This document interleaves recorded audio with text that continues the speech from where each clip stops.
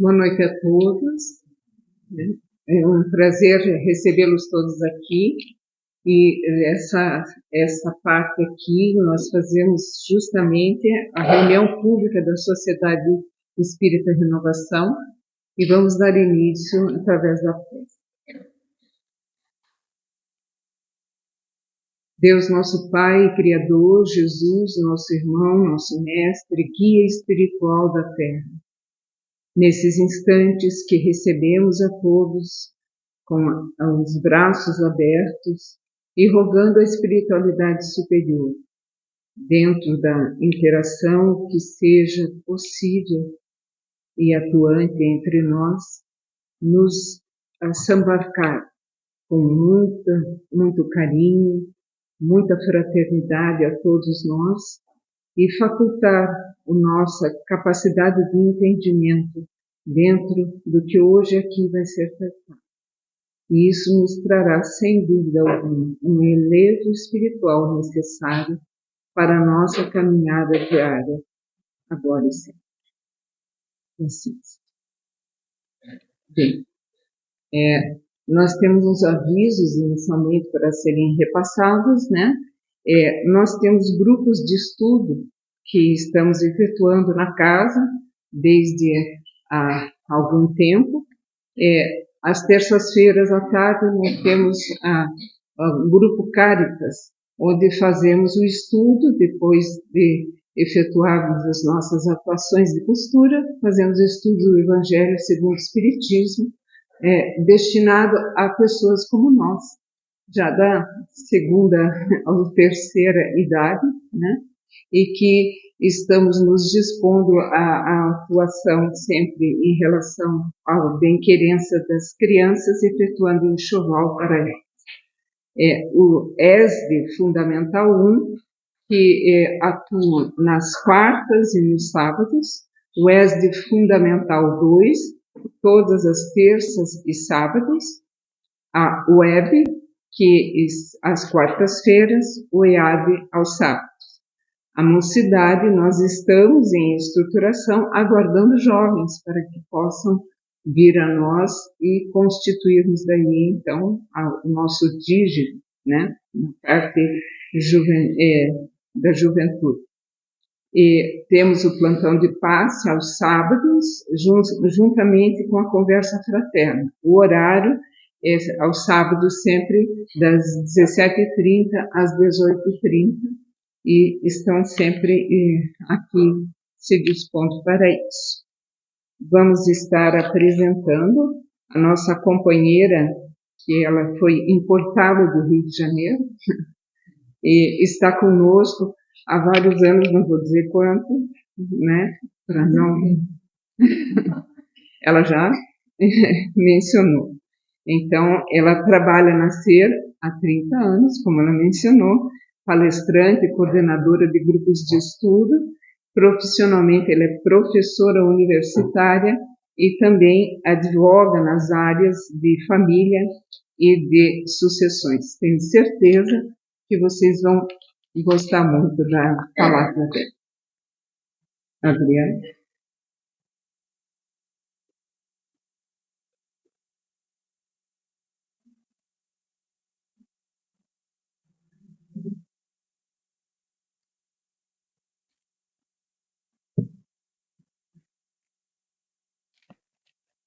Boa noite, meus amigos, minhas amigas de ideal.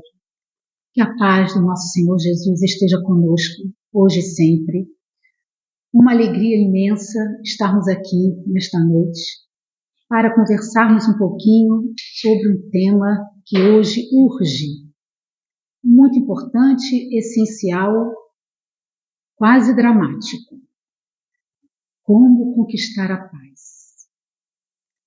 Como verificar a calma nos nossos corações quando nos aparecem os tormentos, a violência, as guerras, sejam elas enfrentadas entre nações, sejam elas enfrentadas dentre o núcleo familiar, dentre a sociedade que vivemos, dentro de nós. Então, quando escolhemos esse tema, e muito proposital nos dias em que vivemos, e se formos lembrar passo a passo da história da humanidade, não é muito incomum verificarmos situações de guerras.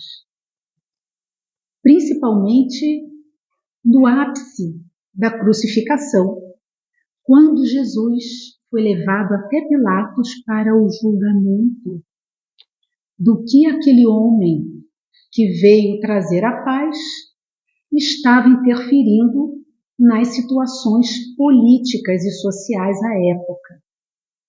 E quando foi o enfrentamento, Pilatos, que deveria decidir se o condenava ou não, disse para aquele homem franzino, já sendo colocado uma coroa de espinhos, né? Porque tinham homens que afirmavam que ele era rei.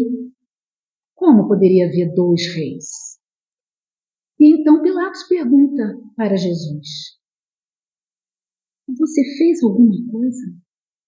Qual foi o seu pecado? Qual o mal que você fez para estar aqui nesse julgamento? E Jesus então usa uma frase que vai vir de acordo com a nossa proposta do tema de hoje. Eu sou rei, mas não deste mundo. E aí Pilatos resolve, então, já que não tinha elementos para julgar, faltava, situações para aquela hora, aquele instante, ele então pede que o povo o julgue.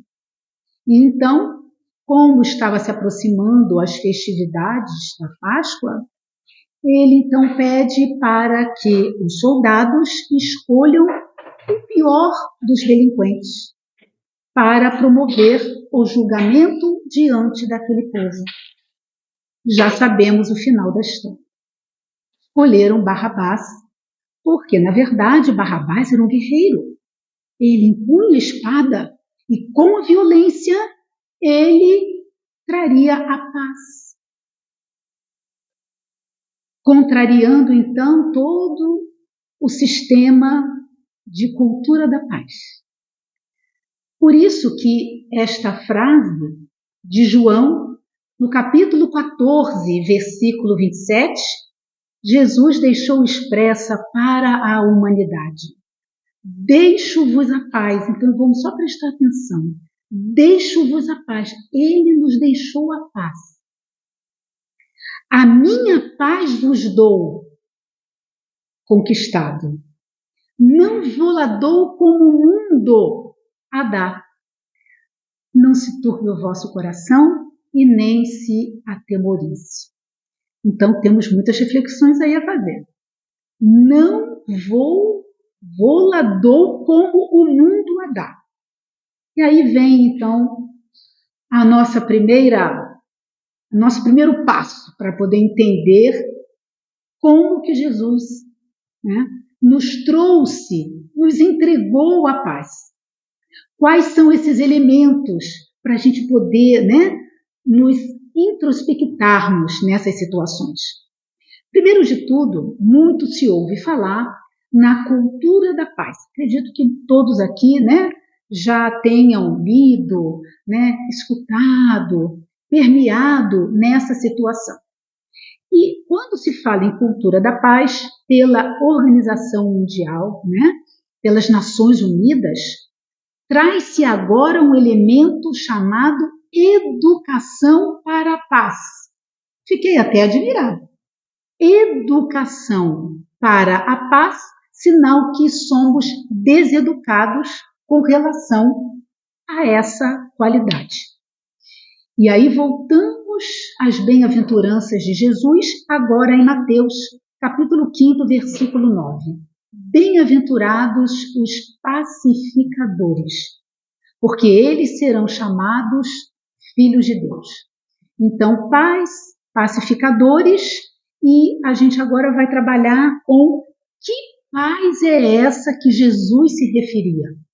Ele não nos estava dando, oferecendo, nos envolvendo com qualquer paz. Não a paz do mundo, mas a paz que ele nos entregaria. No latim, a palavra paz significa paz com X e ela geralmente é definida como um estado de calma, tranquilidade, uma ausência de perturbação e agitação, coisa que não faz parte do nosso cotidiano. Nós não somos agitados, nós não nos perturbamos por qualquer situação, nós agimos sempre com calma, com harmonia, né? Estamos sempre no estado nirvana. Será? Quem aqui, né, se manifeste com as situações que batem à nossa porta sem a gente pedir, mas que adentram fundo em nossa intimidade e nos tiram a tranquilidade e nos tiram a calma. Podemos enumerar razões diversas. Questões profissionais, questões amorosas, questões sociais. Poderíamos aqui enumerar várias, mas eu trago para vocês o significado da paz com relação ao que a sociedade enfrenta hoje. Portanto, essa paz mundial ou a paz na Terra, segundo a Organização Nacional, é um estado ideal de felicidade. Então, quem tem paz é feliz. É um estado de liberdade, porque nós podemos agir, pensar, usar o nosso livre-arbítrio e, mais ainda, trazer essa liberdade, essa felicidade da paz dentro e entre todas as pessoas e nações no planeta Terra. E aí eu pergunto, isso não é utopia? Isso já aconteceu em algum momento da história, mas essa é que é a significação da Organização das Nações Unidas. E vejam, desde 1945, a organização e os 5 membros permanentes do Conselho de Segurança, fazendo parte China, França, Rússia, Reino Unido e Estados Unidos, operam com o objetivo de resolver conflitos sem guerra ou declaração de guerra. Essa informação está no site oficial das Organizações das Nações Unidas. E quando foi no dia 21 de setembro, elegeu-se um dia simbólico, uma data simbólica para se homenagear, para se comemorar o Dia Internacional da Paz. Então, 21 de setembro, além de ser o florescer da primavera, estamos nessa expectativa de realizarmos esse tão sonhado momento de paz entre as nações. Então, nesse dia proposto por essa organização e os seus 5 membros, é dedicado à paz, ou seja, ausência de guerra, ausência de violência, e pode ser comemorado, inclusive, um cessar-fogo temporário em uma zona de combate. Por isso que voltamos àquela situação da cultura da paz e a educação da paz. Quando foi em 2013, pela primeira vez, esse dia foi dedicado à educação, ou seja, fundamentar, estruturar os princípios e os meios preventivos para reduzir a guerra de maneira sustentável. E o símbolo que vocês estão verificando aqui foi o símbolo escolhido numa situação universal para simbolizar a paz. Escolheram, então, esse símbolo dentre as nações. Pois bem, passado essa preliminar, nós nos questionamos como encontrar a paz. No livro Consolador, pelo Espírito Emmanuel, psicografia de Francisco Cândido Xavier, pergunta-se se a paz pode estar relacionada com a paciência e ainda como adquiri-la. Não sei vocês, mas eu de vez em quando escuto assim, perdi a paciência. E não, olha, eu sou muito calma, mas não pisa no meu calo não, porque aí já é demais. Vocês escutam mais ou menos essas coisinhas assim? Eu estava quieto no meu canto, foi mexer comigo, estava quietinho no meu canto. E a resposta, né, de Emmanuel com esta questão é que a verdadeira paciência é sempre uma exteriorização da alma que realizou muito amor em si mesma. Olha lá. Como que a gente pode exigir paz no mundo se o nosso mundo íntimo está em guerra? É uma conta, é uma equação. Não sou boa em matemática, né? Meu marido aqui que eu diga. Mas me parece uma equação fácil, né? 2 e 2 somado dá 4. Como que eu vou esperar que uma nação, que um estado, que um município, que a comunidade em que eu vivo fique em paz se eu interiormente promovo a guerra? Sabe aquela coisa? Não, eu só vou falar aquela coisinha assim e joga aquela faísca para aquela faísca, então, se multiplicar. Então, olha só, exteriorização da alma que realizou muito amor em si mesma para dá-lo a outrem na exemplificação. Essa questão, no livro O Consolador, está lá nessa situação, na questão 254, por Emmanuel. Por isso, continuamos com as nossas inquietações. Então, estamos falando de paz. Qual o sentido da paz, portanto? Jesus já havia falado a paz do mundo e um outro tipo de paz, que a gente vai descobrir qual que é. Então, qual é a paz que o Cristo nos deixou? Foi a afirmativa de Jesus, por João. E qual seria essa que o mundo nos dá? Então, a gente vai começar pela paz do mundo, tá? Porque fica mais próximo da nossa realidade, do nosso quintal, né? Então, a paz do mundo, geralmente, ela se perfaz na ausência de conflitos. Se ninguém se meter comigo, se eu ficar quietinha do meu canto, eu vou viver em paz. Ou então, se a minha vida andar bem, né? Eu tiver dinheiro na conta, eu for bem sucedida, minha família ser ok, né? Não houver nenhum conflito dentro de casa. Então, eu sou uma pessoa feliz e eu tenho paz, porque tudo que me circunda está bem. Essa é a concepção de paz do mundo. Mas, na verdade, o que buscamos? A paz do mundo? Será que só isso nos basta? Ter saúde? Ter dinheiro na conta? Família tem que estar tudo ok? Né? E está tudo às mil maravilhas para mim? Isso basta para eu conquistar a paz? Então, a primeira reflexão que poderíamos nos fazer na nossa intimidade é: o que buscamos? Aí aparece a pessoa lá com a luneta, né? Vamos buscar o que a gente pretende. E se a gente vai buscar essas respostas, como que nós vamos fazer isso? E por que, em muitas ocasiões, nós nos desestabilizamos quando a gente afirma: perdi a paciência? Já explicava o nosso saudoso Chico Xavier que quem perde a paciência é sinal que nunca teve. Por que a paciência? Porque essas qualidades e virtudes que nós, né, estamos aí a buscar, uma vez conquistadas, ninguém vai nos tirar. As traças não vão corroer e os ladrões não vão levar. Está lá no Evangelho. E aí a gente precisa realmente verificar que nos últimos 50 anos se trabalhou, isso aí numa média, tá, pessoal?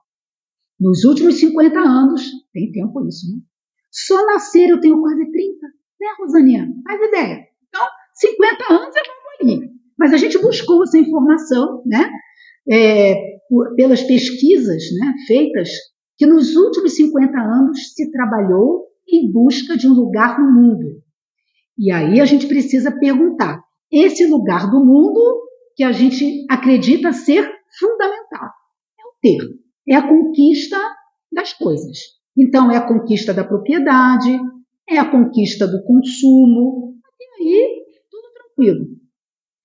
Isso já foi comprovado que não satisfez a necessidade de reconhecimento e valorização. É aquela tal história, olha, eu consegui uma vaga para ganhar uma fortuna. Vou ganhar um bom dinheiro que está lá na conta. E o que você vai fazer? Nada, só tem que ficar sentado olhando para o teto. Será que isso vai me satisfazer? Ah, mas é a conquista do ter, eu quero ter dinheiro na conta. A que preço? Olha, eu quero ter saúde, então eu não saio de casa, porque eu posso entrar em contato com alguém que esteja contaminado com uma gripe. Eu quero ter saúde, mas eu não vou promover nada porque eu posso ficar doente. Então vejam, por isso a pergunta, o que buscamos? E o que será necessário para nos sentirmos reconhecidos e valorizados? E leva essa insatisfação às pessoas se sentirem incomodadas, inconformadas. Por que estou fazendo isto? Qual o meu propósito aqui na Terra? Por que eu venho, né, numa situação X e o meu vizinho, o meu colega, vem numa situação Y? O certo é que nunca se viu na sociedade contemporânea um nível de insatisfação pessoal. E essa situação tem alarmado os especialistas. Nós temos aqui uma amiga que veio, né, a nosso convite, professora também, e ela está aqui que não vai me deixar, né, falar palavras ao léu. Os nossos alunos hoje sofrem de bipolaridade, de ansiedade. Eles não conseguem fazer uma prova porque ficam nervosos, perdem os sentidos, dá falta de ar, e a gente precisa então encaminhá-los para um programa de acolhimento. Isso eu estou falando da nossa realidade como professora. Vocês devem, cada um de vocês, devem também ter passado por alguma situação dessa. A própria informação, o nosso noticiário, está recheado de situações assim. Alto índice de suicídio, né? Pessoas que se machucam, pessoas que não se aceitam, e aí por diante o rol é imenso. Por isso que voltamos à inquietação. O que está nos faltando? A gente tem dinheiro na conta, a gente tem uma família que a gente acha que está ok. O que está nos faltando? Então, a primeira situação que propomos a vocês é pensar, reconhecer.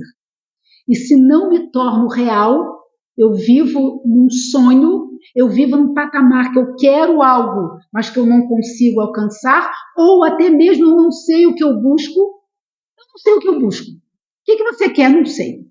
O que você quer almoçar hoje? Não faço ideia. Para onde que você está indo? Também não sei. Hoje me parece que a sociedade está sem direção. Falta foco, falta uma boa escolha. E se não me torno real, a minha realidade, da minha intimidade, do que eu quero, o que eu estou fazendo aqui na Terra, o que eu posso ser útil a alguém, se eu não penso nisso, eu vou começando a me sentir infeliz. E aí vem aquelas situações, as doenças emocionais, psicológicas, inclusive afetando o corpo físico. Né? Então, quando a gente fala em reconhecer, significa reconhecer a mim mesmo. Qual é o meu propósito? Eu estou feliz assim? Ou eu quero ser feliz? Eu estou ou eu sou? Olha lá a diferença. Então, é chegada a hora que a gente precisa ver naquilo que faço, reconhecer o que eu estou realmente caminhando, que do contrário não me realizarei. E se isso não acontece, não me torno real, nas minhas necessidades íntimas, intimistas. Há necessidade, então, de progredir. É a única certeza que temos. Todos nós vamos progredir. Uns vão mais rapidinho, os outros demoram um pouquinho, mas é a única certeza que temos. Nós somos criados para a felicidade. E a gente só vai conseguir encontrá-la quando permearmos com a nossa consciência tranquila, onde estão gravadas as leis de Deus. Tem uma pergunta no Livro dos Espíritos que Kardec, ele traz isso, esse questionamento. O homem pode ser feliz na Terra? Olha só. Nós temos condições de encontrar a felicidade, encontrar essa paz, a mansuetude, né? A harmonia. E a resposta dos Espíritos: pode, porque o homem só é infeliz quando se afasta das leis de Deus. Olha que coisa lógica. Doutrina espírita, a lógica. A gente trabalha com a razão, a gente começa a entender esse processo. O homem só é infeliz quando se afasta das leis de Deus. E aonde que elas estão? Na nossa consciência. O tribunal maior das nossas atitudes não é o juiz, o magistrado, o Ministério Público, o pai, a mãe, alguém que vai nos apontar. Nós é que vamos nos reconhecer onde que nós precisamos estar ali aparando as arestas. Por isso que quando a gente vai em busca da paz, da conquista da paz, que é o tema aqui das nossas reflexões, constitui para nós uma missão. Aí vocês poderiam estar pensando: puxa, então quer dizer que eu sou missionário, missionária? Não vamos exagerar. Não vamos. Não quer dizer que a gente vai, ser missionário de uma hora para outra, mas é possível, porque a gente não quer progredir. Então, Chico Xavier é missionário. Madre Teresa de Calcutá, missionário. Muitos missionários. E nós? Nós temos missões. Não chega a ser missionários. Poderemos ser, mas a gente tem que fazer por onde? Mas cada um tem a sua missão aqui na Terra? Tem. E cada situação onde nós estamos ali envolvidos constitui para nós um desafio, a missão da paz. Ou seja, variar os caminhos. A gente dá exemplo sempre, quando estamos conversando com vocês, dialogando nas nossas inquietudes, aquela situação simbólica da caverna de Platão. Então, nós estamos aprisionados num passado que muitas vezes foi complicadinho. Então, a gente recebe a bênção da reencarnação, a gente tem uma nova oportunidade de crescer, de evoluir, de se aprimorar. E aí a gente vai conseguindo clarear os caminhos quando a gente começa a estudar, quando a gente começa a entender essa dinâmica da lei de causa e efeito. A gente começa a entender que as causas das aflições, se elas não foram motivo nesta presente encarnação, a gente já conhece o processo de evolução que pode ser situações ocasionadas em outras existências. E a gente tem a bênção de novas oportunidades, clarear os caminhos, se reconciliar com aquele, Eu vou trazer a expressão inimigos bem entre aspas. Nos reconciliarmos com as pessoas que temos alguma desavença, varrer as sombras, Muitas das vezes a gente, como diz aquele ditado popular, puxa, fulano, você está colocando chifre na cabeça de cavalo, o cavalo não tem chifre. Mas a gente imagina, fulano me olhou torto. Ele nem vai com a minha cara, o fulano me olhou torto, ele simplesmente olhou para o lado e a gente achou que ele olhou torto. Aquela pessoa ali, não gosto dele. Por quê? Porque eu não gosto. Olha, aquele fulano ali quer me prejudicar. Então, varrer as sombras. Não vamos depositar no outro uma inquietude que nós é que temos que resolver. Não transferir para os outros, porque já diz o espírito André Luiz nas diversas obras, Missionários da Luz tem Mensageiros da Luz, Nosso Lar, pela psicografia de Chico Xavier. A evolução nossa espiritual é individual e intransferível.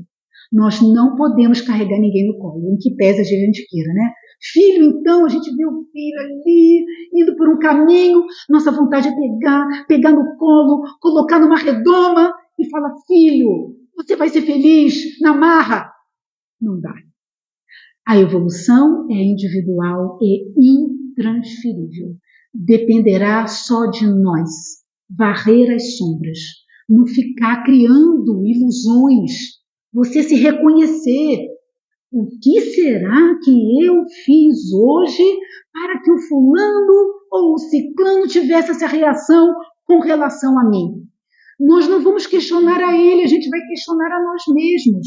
Se a gente tiver a consciência tranquila, que ele possa encontrar um bom caminho, varrer as sombras, afastar aquela situação de nós. E por último, né? Não por último, mas nesse link que nós estamos falando, trabalhando, salvar vidas. Aqui ninguém é bombeiro. Ou aqui tem algum bombeiro? Bombeiro salva vidas. Mas a gente pode ser bombeiro emocional? A gente pode apagar o fogo quando começa aquela labareda? A gente pode fazer uma prece? A gente pode se calar ao invés de provocar uma discussão? A gente pode elevar os nossos pensamentos e encontrar, nos recolher, trabalhar, salvar vidas. Salvar vidas. Então, é essa a significação. Porque Jesus já havia falado, sois a luz. Sois luz. Olha só, quanta coisa a gente pode fazer se a gente tiver essa tomada de decisão. Eu quero ser melhor. Eu quero conquistar a paz. Eu quero caminhar com equilíbrio, não com intemperança, não com violência, não com turbulência. Como que é complicado, né? Eu, então, que sou facinha de enjoar, quando a gente está no avião, que a gente está lá tranquila mais ou menos, né? Que a gente doido que o avião volte para a terra firme, começa aquela turbulência, né?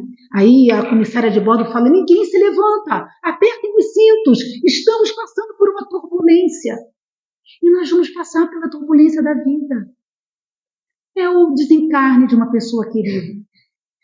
É uma enfermidade grave que bate à nossa porta. São situações financeiras difíceis, tantas situações, as próprias guerras que estamos vendo, a intolerância política, religiosa, que eu penso tem que ser o certo. O outro que pensa, eu não quero nem saber. Tem esse livro aqui, né? Eu pedi para a nossa amiga Rosana, que eu adoro fazer propaganda de livro, viu? Tem lá na nossa biblioteca para pegar emprestado, tem para adquirir também. Olha só que coisa linda. Olha aqui, a Carta Magna da Paz.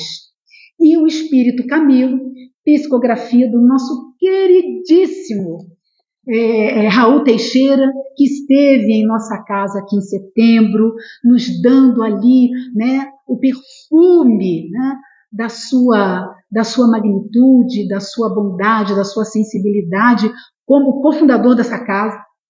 Ele então traz esse livro, onde todos os capítulos se resumem no convite para a paz.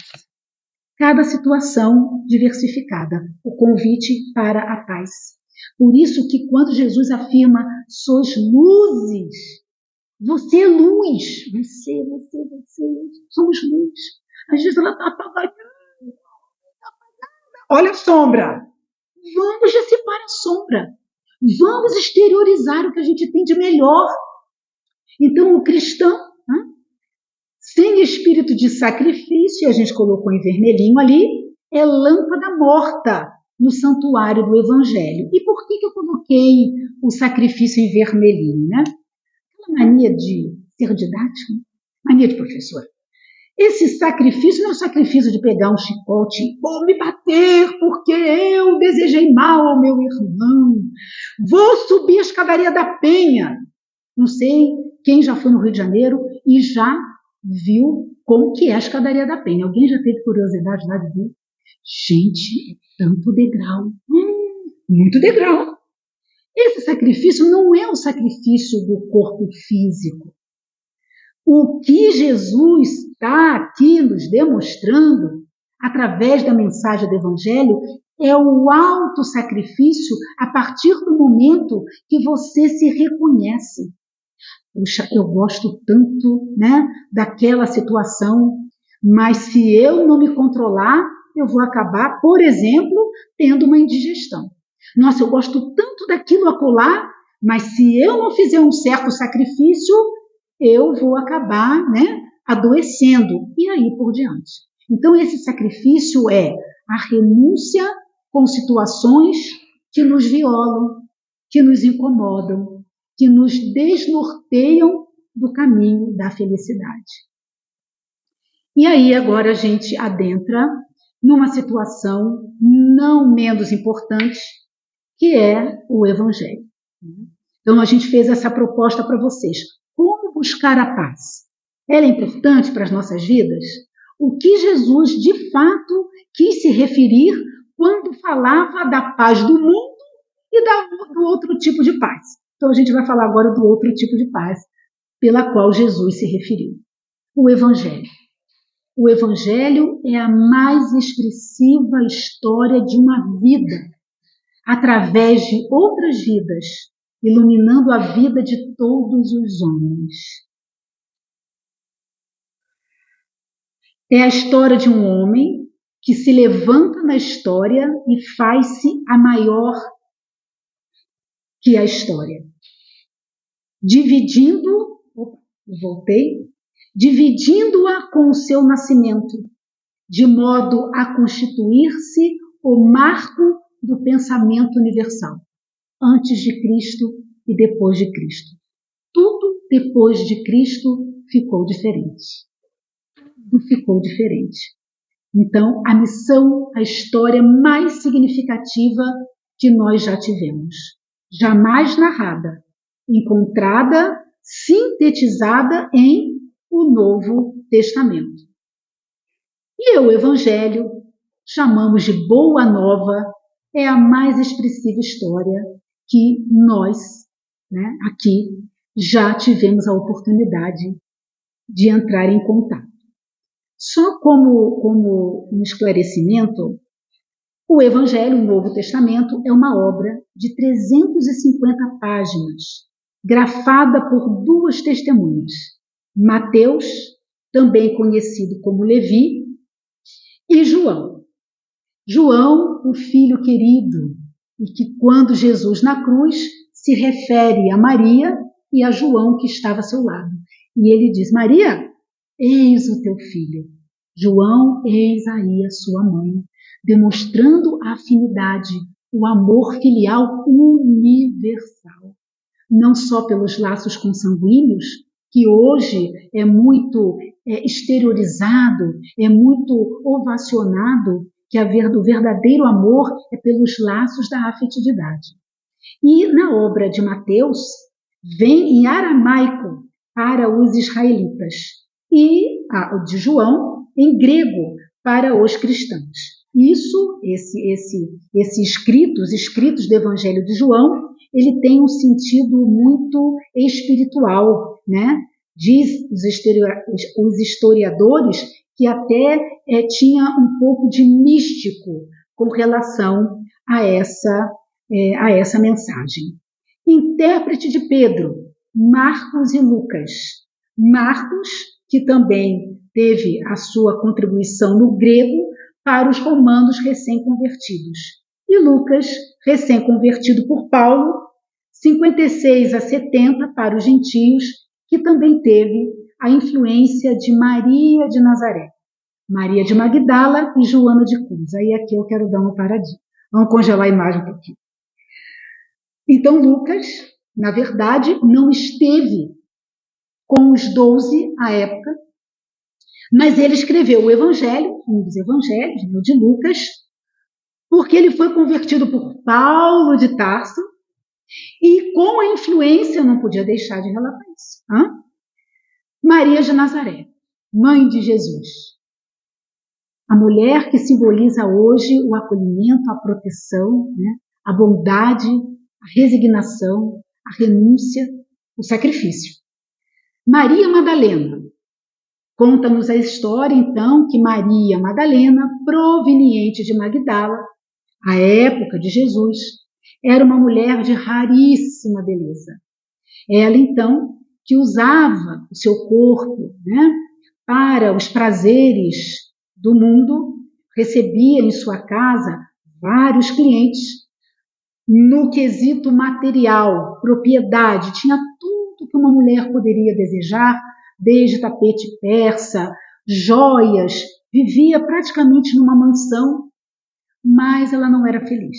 Tinha as riquezas do mundo, mas ela vivia infeliz. Conta-se que ela vivia seca por dentro. Obsidiada por vários espíritos, ela então tem contato com o Mestre Jesus. E a partir dali ela se converte. No livro Caminho, Verdade e Vida, pelo Espírito Emmanuel, naquele capítulo, salvo engano, 54, intitulado Madalena, Emmanuel que vai nos dizer que a sua transformação, a de Maria Madalena, foi a maior do Evangelho. Ela se transformou, como a gente diz, ela virou totalmente a chave. Então, ela era seca por dentro e ela começou a se revitalizar, a se nutrir pelo amor à humanidade.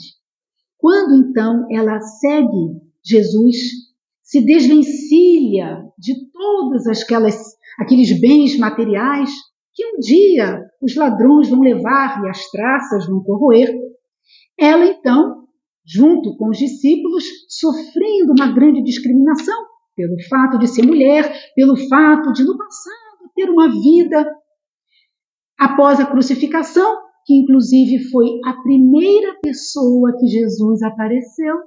Olha só. E de novo os discípulos olharam para ela e falaram, mas logo para você?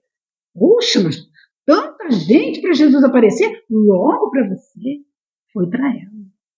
E ela então, né, querendo seguir, né, o Evangelho, levar a boa nova para todos os cantos, com o coração cheio de alegria, cheio de paz.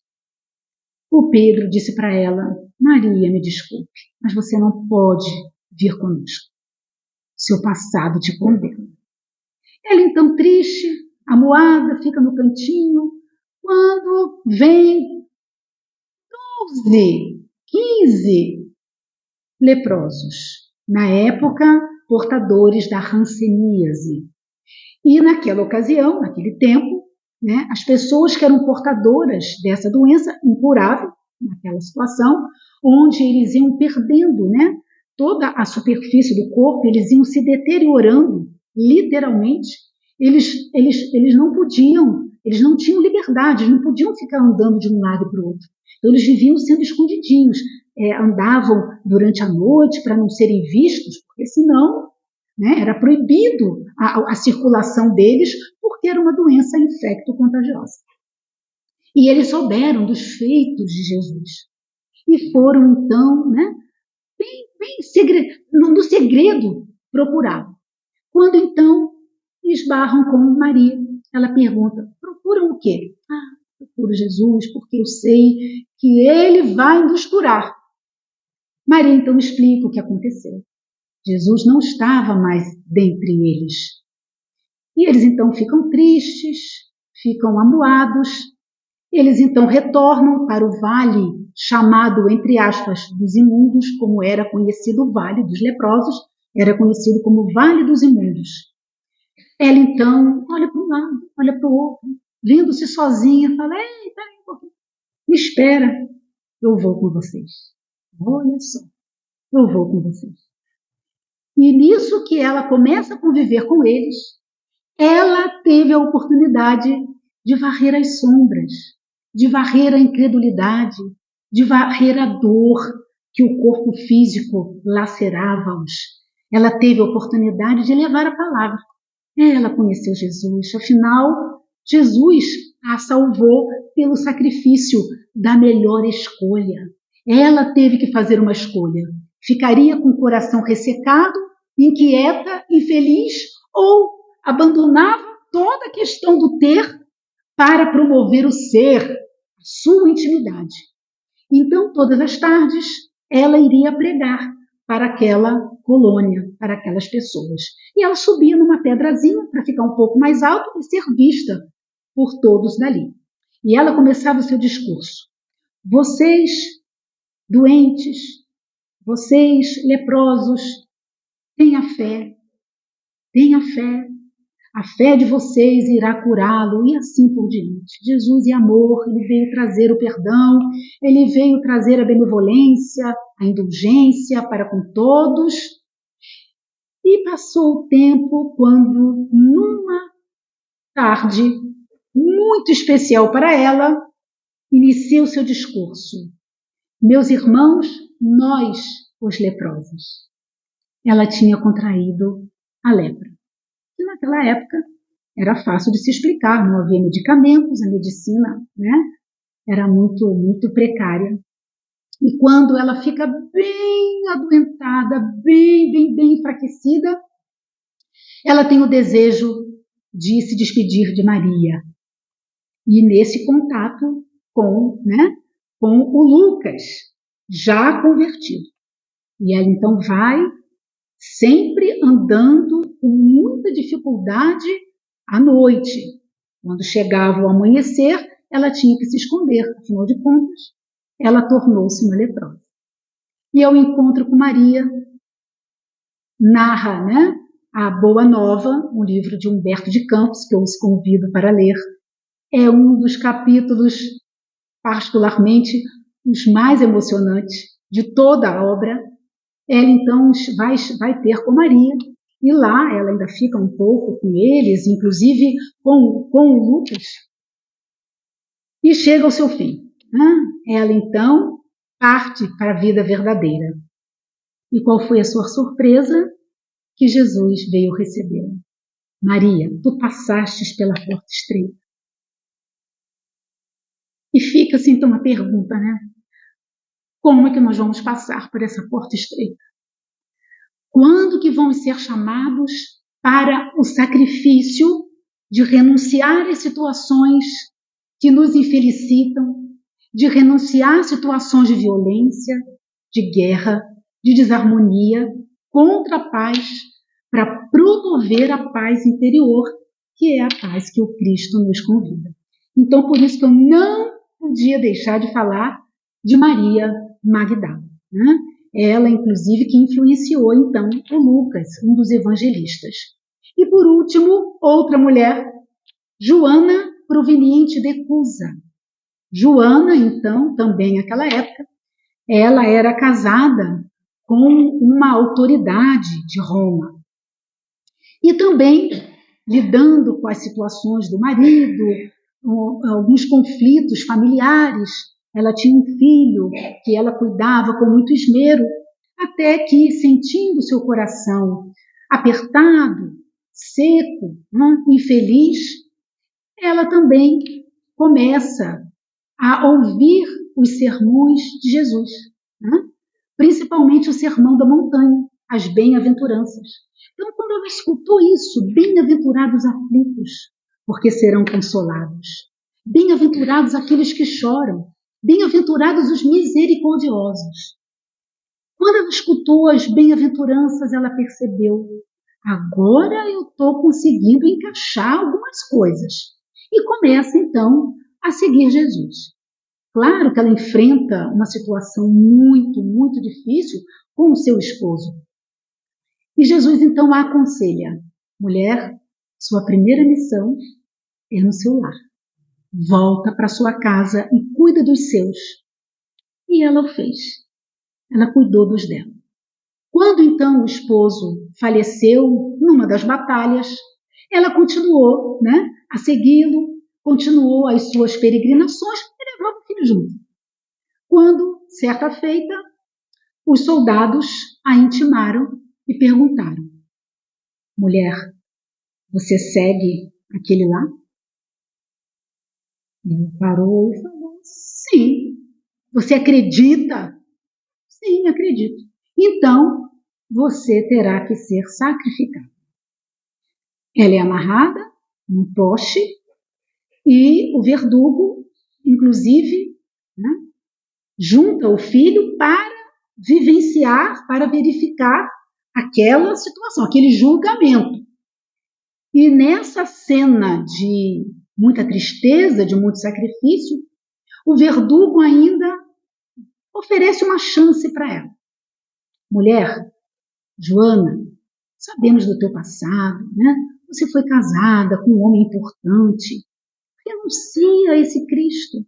Por que você vai fazer esse sacrifício? Você vai morrer aqui. Renuncia. Nisso, o filho, verificando aquela cena, pede: mãe, renuncia por mim, que sou seu filho. Renuncia a esse Cristo. Ela, então, com toda a calma, com toda a serenidade, no coração em paz, diz para aquele verdugo, para aquele soldado: o Cristo me ensinou a te amar. Ele perguntou para ela: esse Cristo só te ensinou a morrer? A fazer sacrifícios? E ela então retruca: ele me ensinou a te amar. Eu te perdoo.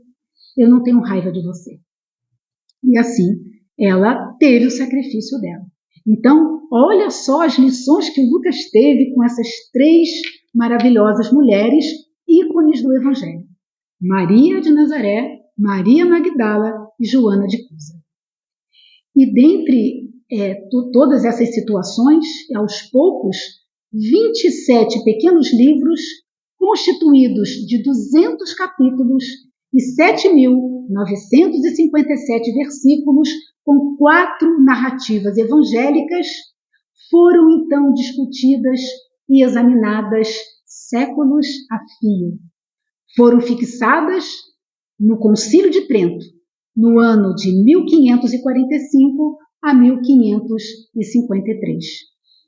E temos aí, então, o Novo Testamento.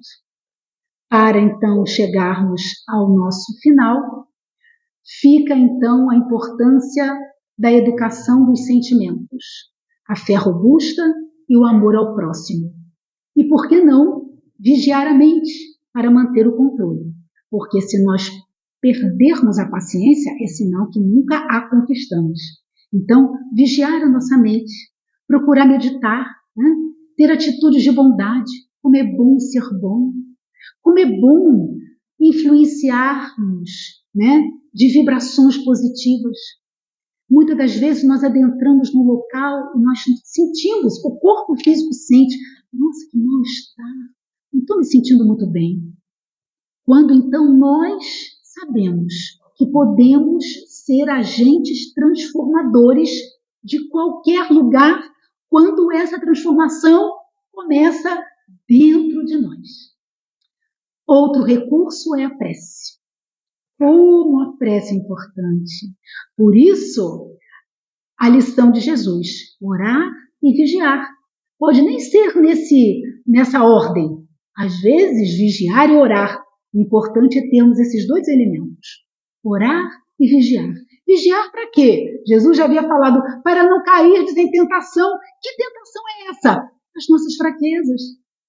As nossas fraquezas. Por isso, a questão do sacrifício. Então, muitas das vezes, a gente se fortalece fazendo algum sacrifício. Quando alguém nos fala um desaforo, a nossa vontade é retrucar. Aí a gente lembra sempre do nosso Chico Xavier: coloca água na bochecha, bota água na boca, enche a bochecha e só engole quando passar a vontade de retrucar. Quanto a gente não vai economizar em desgastes, né? Em adversidades, em conflitos, em discussões. Outra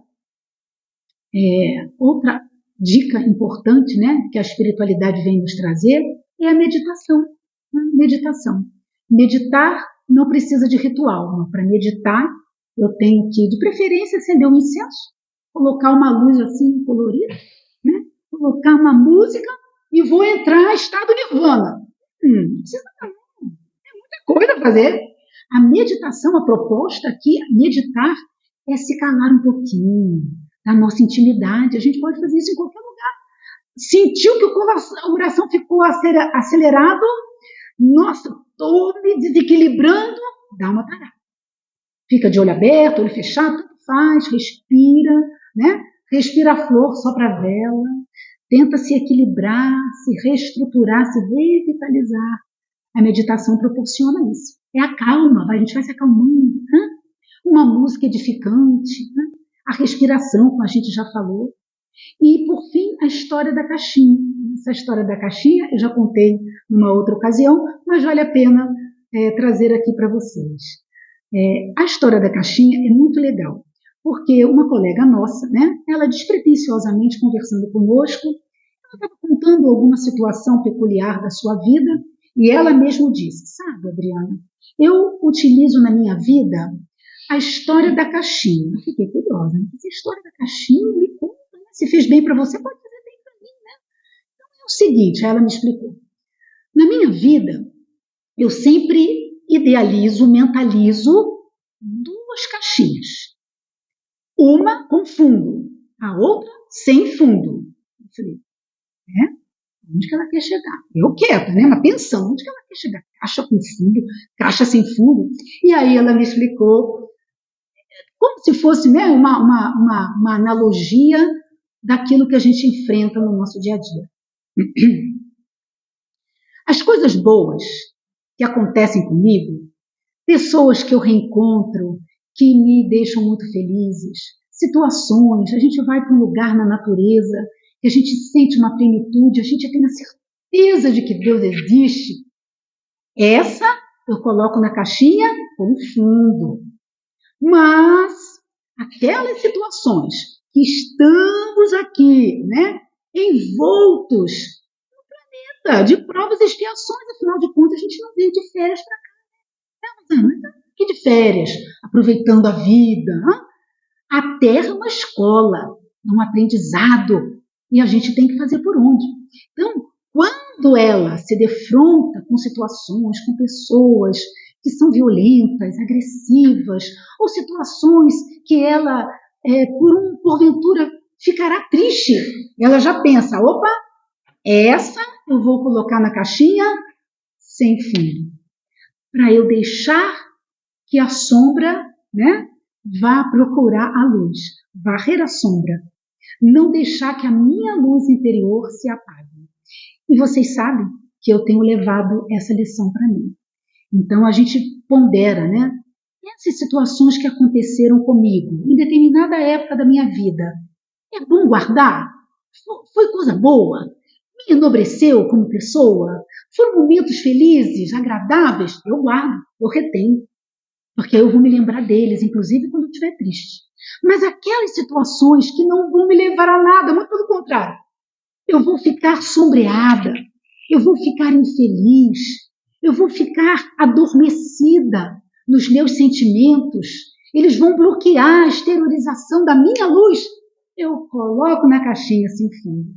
E assim a gente vai encontrando no nosso caminhar evolutivo momentos mais agradáveis e mais felizes. Para finalizar mesmo, tem uma história, né, de um autor desconhecido em que o sonho dele era conquistar a paz no mundo. E ele então fazia muitos projetos. Ele então viajava, ele fazia palestras, e aquilo ele se consumia. Aí ele voltava para casa triste, porque todos os esforços empreendidos não davam certo. Ele queria a paz do mundo. Aí ele pensou, bom, o mundo é muito grande, né? Então eu vou promover a paz no meu estado. E voltou ele com a investida. Palestra, vamos aqui, vamos ali, vamos chamar os companheiros, vamos fazer movimentos. Depois, num certo tempo, de novo, ele se entristece. Volta para casa cabisbaixo e fala, não consegui. Aí ele resolveu fazer isso na sua comunidade. Resultado mesmo. No fim, ele resolveu fazer na família. começou a construir aquela situação na família, não deu muito certo, e já combalido por algumas enfermidades, triste porque ele não conseguiu atingir o seu intento, já no leito, preparando-se para a passagem, para o desencarne, ele confidencia com seu filho: puxa, eu sou tão infeliz, eu não consegui promover paz em lugar nenhum, eu tive tantos sonhos. E o filho então pegou na mão do seu pai e falou assim: pai, a primeira situação, o primeiro embate, a primeira conquista que devemos fazer é com a paz interior. Se a gente não tem paz interior, a gente vai ter dificuldade para promover a paz que estamos aqui submersos. Começando conosco mesmo, depois a gente vai abrindo leque. Depois de nós mesmos, a família. Depois da família, a comunidade. Aí vocês podem ver que é o inverso. Começa de nós para promover a paz para a sua exteriorização. E por isso que a proposta é educação. Olha lá, então a gente volta no começo da nossa fala. A paz através da educação. Educação dos sentimentos, educação do nosso pensar, educação do nosso comportamento para com o outro e para conosco mesmo. Porque Jesus já havia dito: os meus discípulos serão conhecidos por muito se amarem. E que a gente possa amar uns aos outros, respeitando a nós e respeitando aqueles que convivem conosco. Eu agradeço a oportunidade.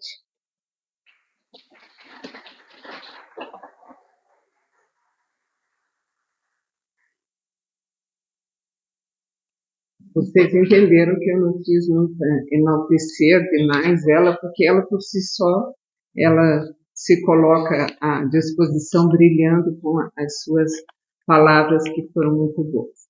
E eu gostaria de referir, porque só as mulheres, né, que a gente sempre foi deixado meio de lado, gostei da sua atuação, mas vamos estar enaltecendo os homens. Por que razão? Nesse livro que foi trazido aqui, A Carta Magna da Paz, ele foi escrito por Camilo, mas enaltecendo o quê? Reflexões em torno dos ensinos de Francisco de Assis. Francisco de Assis seria a encarnação, na realidade, a reencarnação de João Evangelista.